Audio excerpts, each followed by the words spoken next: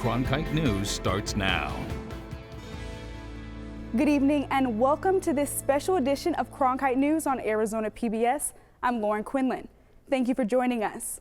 Tonight, we're taking a look at the stories from our Money team, from affordable housing to Arizona's social equity program for cannabis dispensaries. Housing costs here in Phoenix are on the rise, and low-income families are some of the hardest hit by these increases. This is one reason why organizations are working together to create more affordable housing in the area. I recently toured a location in downtown Phoenix where affordable housing is a reality. We have a housing crisis here in this state. At a recent press conference, Representative Ruben Gallego met with housing leaders from across the valley to tackle the problems of affordable housing. Isn't this exactly what we want every Arizona person to have? Unfortunately, according to the Arizona Department of Housing, housing costs in Phoenix are currently the highest they've ever been, and the state is short about 200,000 affordable housing units. Urban living on Fillmore is one example of how federal, local, and state funding can help with affordable housing. Rents for around $790. It's a 3-bedroom in the heart of downtown Phoenix, where rents around us are around $2,000. According to the Department of Housing and Urban Development, as of 2020, Arizona has about 10,000 unhoused people statewide. Devine says that having affordable housing in downtown Phoenix creates better life opportunities. Without housing stability, every other aspect of our lives is affected. It's very difficult, especially in Phoenix right now, if you're a working mother, like my mom was, to actually be able to afford a place that's going to be stable for you to actually be able to raise your kids and send your kids to school. Native American Connections and the Arizona Housing Coalitions wants more funding from the federal government, and they hope the Build Back Better plan is passed. And to continue efforts to meet high affordable housing demands, the Native American Connections organization is developing a new apartment complex here in downtown Phoenix. The new project would add an additional 216 low-income housing units, and they hope they should be available by the year 2023. According to the Arizona Housing Coalition, 3 out of 4 low-income families don't receive the housing assistance they need because federal funding is not there.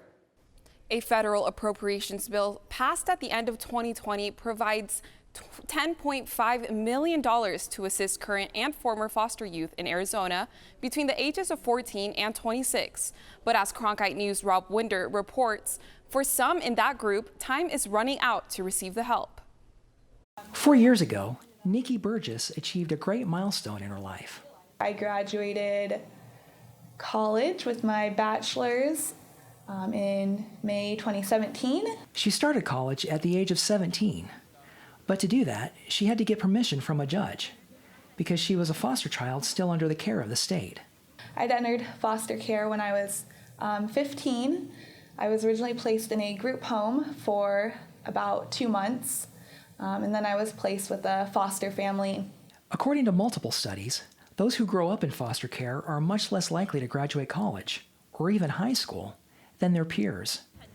And challenges persist even for those who do graduate.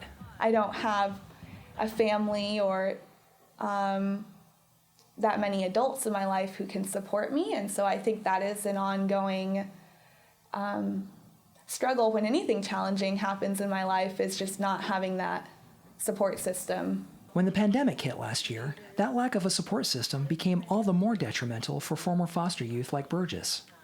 Young people in their late teens, early 20s, what did most of those young people do when the pandemic hit? They moved back home, they moved in with parents, they moved in with other relatives, they moved in with roommates, or they were in a college situation, and that's not available for most young people who age out of foster care. To help young adults like Burgess weather the pandemic, a federal program designed to help foster youth transition to adulthood was expanded and given additional funding. The maximum age current and former foster youth could receive financial assistance was raised to 26. But that won't be the case for much longer. Those flexibilities actually end on September 30th of this year. And so we're coming up against a really important deadline. In Arizona, recipients can receive up to $2,000 in needs-based assistance from the program. The Arizona Department of Child Safety says there are multiple ways the money can be used. Laptops have been a big one. Laptops, scooters, bikes. Vehicle things are pretty obvious. It's not just rent. That will be helpful to Burgess, as her current laptop doesn't have a working webcam. So part of the money she received will go towards a new laptop. I am planning on getting one soon, so I'm looking forward to that. In Phoenix, Rob Winder, Cronkite News. Former foster youth in Arizona between the ages of 21 to 26 have until 11:59 p.m. on September 30th to apply for the assistance. To apply, go to fosteringadvocatesarizona.org. You can also find information there about a related program that helps with higher education expenses for those up to the age of 26. Since marijuana was legalized in Arizona, many businesses related to the industry have emerged in the state. But the business has not been fair to everyone. Cronkite News reporter Kylie Cochran tells us why. The cannabis industry is booming. By 2024, it will be valued at $30 billion. Arizona groups harmed by the war on drugs could now get a piece of the profit. The kitchen is actually probably about 90% vegetarian. Raul Molina created the nation's first cannabis kitchen. Greek tots or Greek fries, mac and cheese. Born in Mexico, he moved to the U.S. when he was 5. It's a different way of growing up. It teaches you different types of values. You understand the grind a little bit better. He's used to working 70-hour weeks, but he still considers himself one of the lucky ones. Yeah, but I tell people all the time, if you're wanting to get into the industry, it's too late to get in, but tomorrow's even worse. So you might as well jump in. Arizona's social equity program is a chance for low-level marijuana offenders and their families to take that leap and open a dispensary of their own. But for a social equity program, it may not be as equitable as it seems. We were seeing stuff posted on Craigslist looking for basically adopt a felon. Danielle Hernandez is a cannabis insurance agent. She's seen firsthand the possibilities and the problems of social equity. The ideal behind all of this is to create generational wealth and change the conversation from it being primarily white and male. 26 dispensary licenses are up for grabs, but some will do anything to get their hands on them. So when you look at that and you... In one ad that Hernandez pointed out, they were looking for a dispensary owner to back, but they would only pay the owner $60,000 a year. Dangling a carrot of even $100,000 a year sounds like a win-win situation. But if the people that are filing for these licenses don't know what the true value of these licenses are worth, they are going to be taken advantage of. She said that's just the start of the problem. Once they're awarded the license, there's nothing in the regulations that says that they have to keep it or they have to keep any profit margin. This means winners can sell their new license to those who don't qualify under social equity. Molina saw this happen in Illinois after opening dispensaries there with a social equity partner. Okay, what's social equity about that? His advice? Pick your partners right. I would sign a prenup. Only about 5.7% of cannabis businesses are owned by Hispanics, including the Mint dispensary.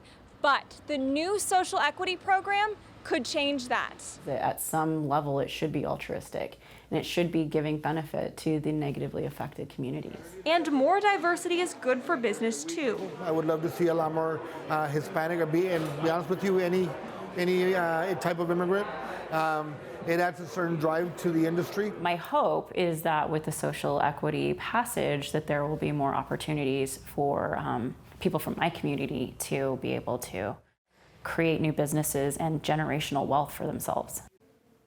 The lottery for the 26 social equity licenses will take place in December. Over 800 potential dispensary owners have already attended the Arizona Department of Health's required trainings. ADHS expects thousands of applicants for these coveted licenses. In the newsroom, Kylie Cochran, Cronkite News. More than $27 million in emergency COVID-19 relief funds are being used to help some of the area's most vulnerable populations. Cronkite News reporter Balin Overstolz-McNair tells us how the money is helping not only individuals, but also changing how the region combats homelessness. Really, everything is on fire. Yeah. So I'm trying to get those. Samantha Bedford became homeless in 2019, facing threats of eviction and disagreements with her landlord when she was injured and unable to work. It was no payment arrangements. You have it all, including late fees, or else here comes another eviction, which is more fees. And it's really ridiculous to have to live that way. So I said, forget it. And my kids and I, we were homeless. Nonprofit organizations like Homeward Bound gave Samantha and her family a home and a new start. These programs help the region put people in homes. We've been working alongside with municipalities on hotels temporary shelter, providing hotels and supportive services to individuals, getting them off the street.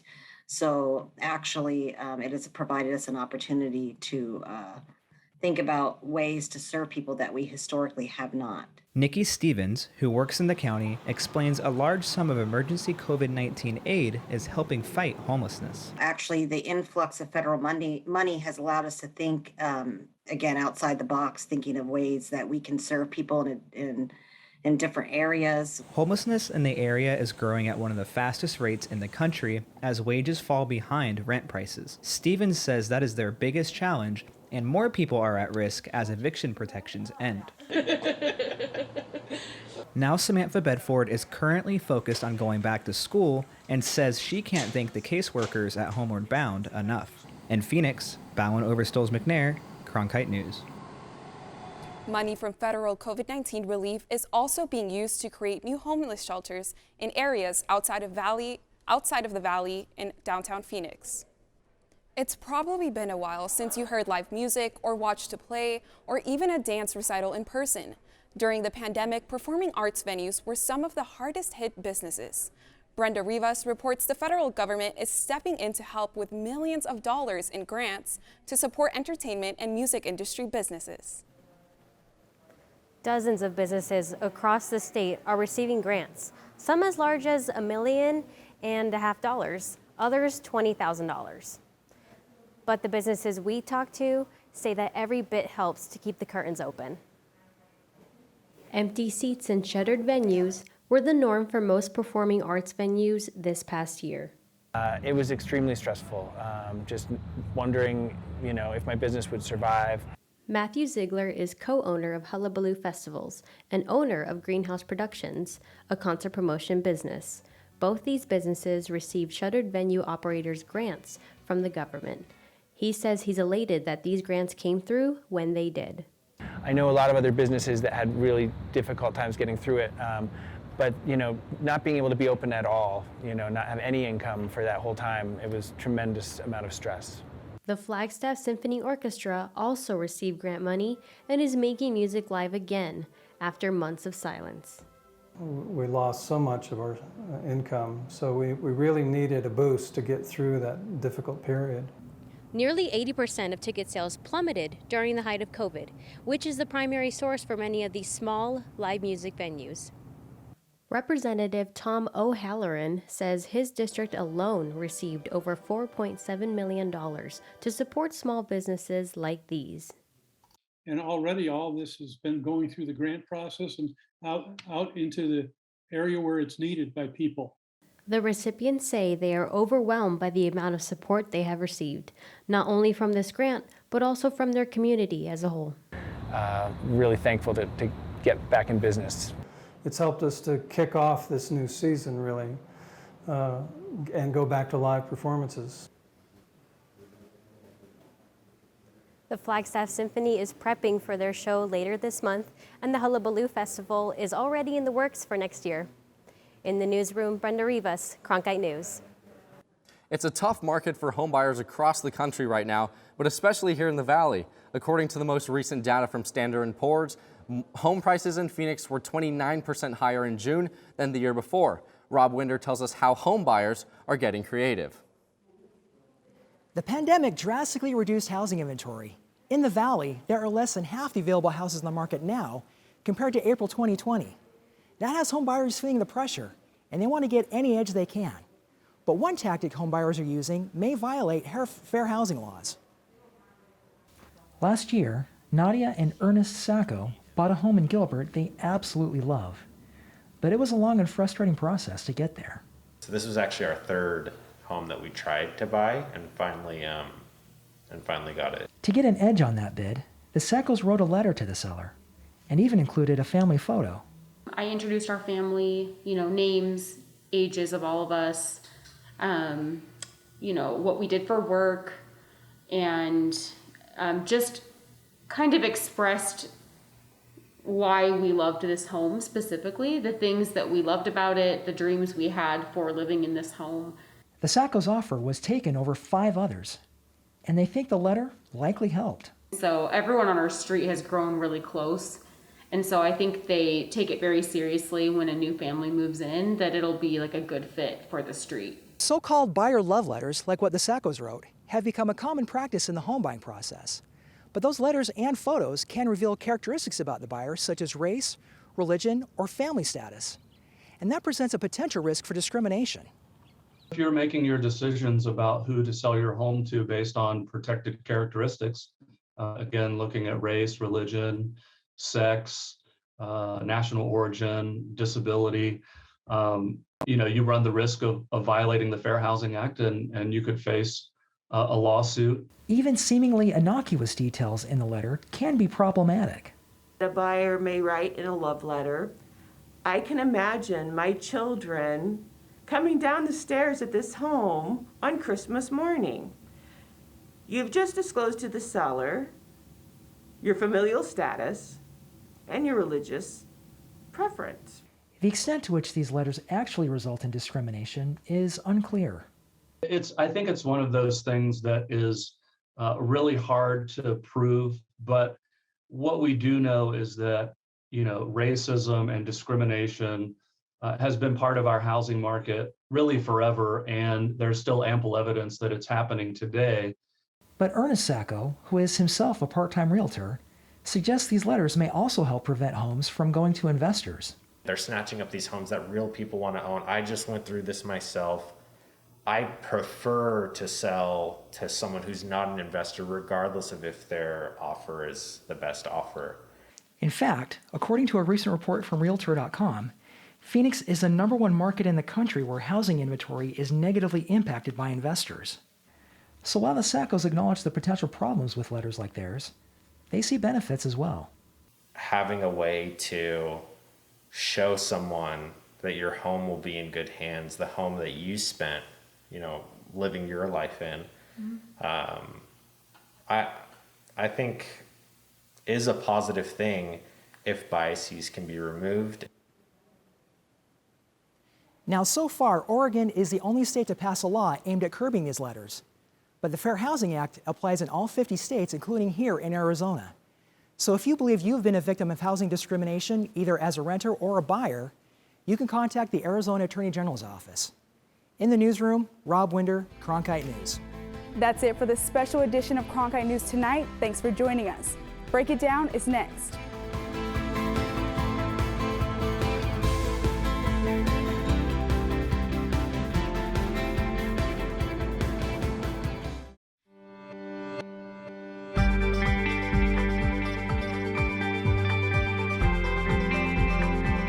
Break It Down is brought to you in part by Mayo Clinic and viewers like you.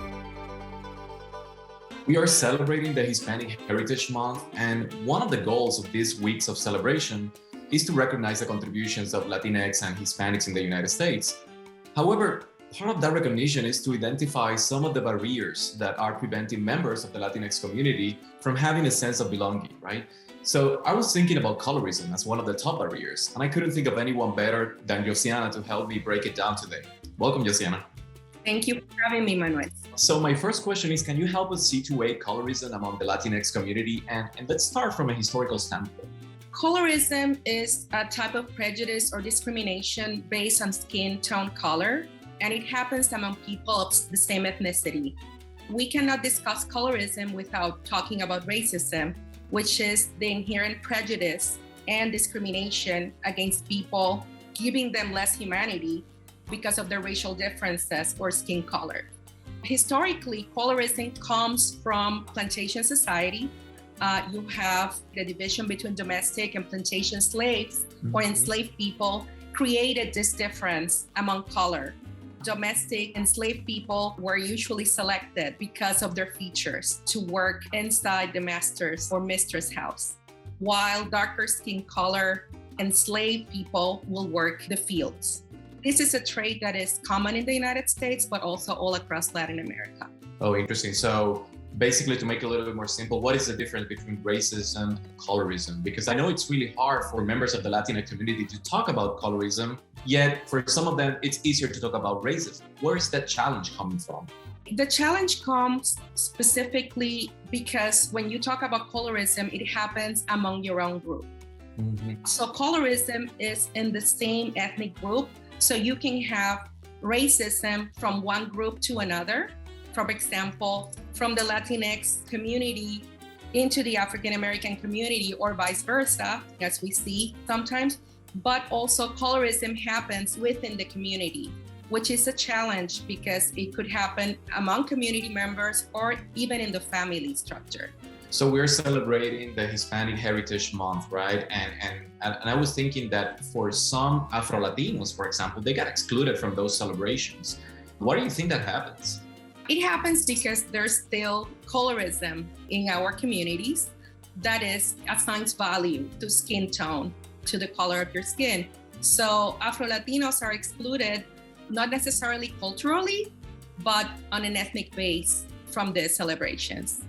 Can we talk a little bit about colorism in popular culture, specifically among Latino and the Latinx community? Because I think it's really common and it's been on the debate recently. Yes, I will refer to the recent debates around the film In the Heights. As you know, it was a Broadway play created by Lin-Manuel Miranda about the community that he grew up in New York City. I think the debates were framed around the invisibility of darker skinned Afro-Latinos in protagonist roles. But one of the problems with this assertion was that actually both protagonists, Anthony Ramos and Grace Marie Martinez, are actually Afro-Latinos, but they are light-skinned Afro-Latinos, right? Ramos grew up in Brooklyn in the Bushwick community, and Grace Marie Martinez grew up in the Bronx. She was raised in Florida later, but she's part of the Dominican community in the Bronx. So they are both classified in the US and by US standards, and that they identify as Afro-Latinos and also Black. The thing is that they are light-skinned, and the debate comes from the issue of diversity within the Afro-Latino community. They are darker-skinned Afro-Latinos, and they are mixed Afro-Latinos, like Dasha Polanco, who was also casted in the film as well. So the debate is, could we have darker skinned Afro-Latinos in protagonist roles to actually celebrate that part of our heritage and our community and make it more visible? That's really interesting. And I'm also thinking about Roberto Clemente, right? Because sometimes during the Hispanic Latinx Heritage Month, he got excluded from the list of Latinos who made big contributions. So I think that colorism plays a major role in that kind of decision-making process of who we want to recognize or who we want to celebrate during the Hispanic Latinx Heritage Month. Yes, and also I will say that with color comes language and sometimes some issues of class as well. So there's this intersectionality that remains problematic, and this is the case for Clemente. I mean, he always acknowledged his Blackness as part of a person who was breaking color barriers since the beginning, since he started playing in the major leagues in the United States. But many other points, right? His accent, right? When he spoke English, the question of class. And yes, everyone acknowledged that he was a valuable player, but still the discussion on where he's located within the Afro-Latino spectrum remains an issue. I think, Josiana, that it's really important to talk about colorism, and I think that we need to contextualize it as well, because this is something that it's really prevalent obviously in the US Latinx community, but also in the Spanish Caribbean and other parts of Latin America. And I can think of, for example, the case of Yalitza Aparicio, who was the protagonist of the film Roma, nominated for an Oscar, right? And she got excluded from this kind of celebration because the color of her skin, she was excluded from these discussions as well. And that generated a big debate as well, right? Yes, and the case of Yalitza Aparicio is really interesting. It generated a debate in Mexico and as well as in the Latino community, because she is also indigenous of Oaxacan origin. And the indigenous communities in Oaxaca sometimes are mixed. I mean, Oaxaca is also a very Black state in Mexico, but the Blackness and the indigeneity in this case are not necessarily recognized as points of conflation. I don't know if you remember, there were cases in Mexico when they were making fun of her in the case of Yalitza, right? But she's really proud of her indigenous heritage and she discusses it openly. Josiana, I think that having these kind of discussions is really important. I think it adds a lot of nuance into what the Hispanic Heritage Month is about, right?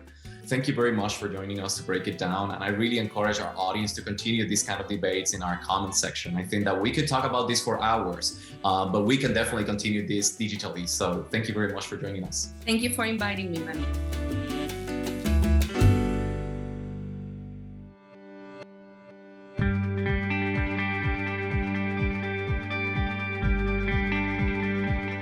This hour of local news is made possible by contributions from the Friends of PBS, members of your PBS station.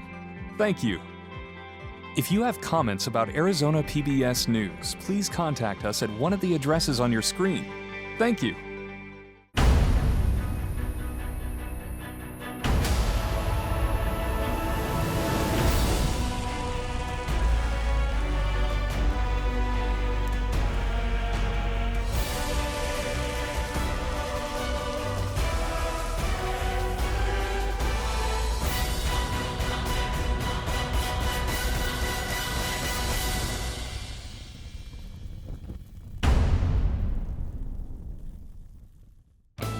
What you get from Washington Week that you will not get anywhere else are the best and the brightest reporters from different media companies, and they're able to have a real conversation about things that are happening in Washington and around the country.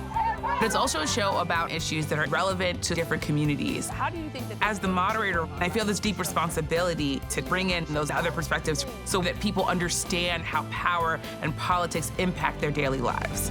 Friday nights at 7 on Arizona PBS.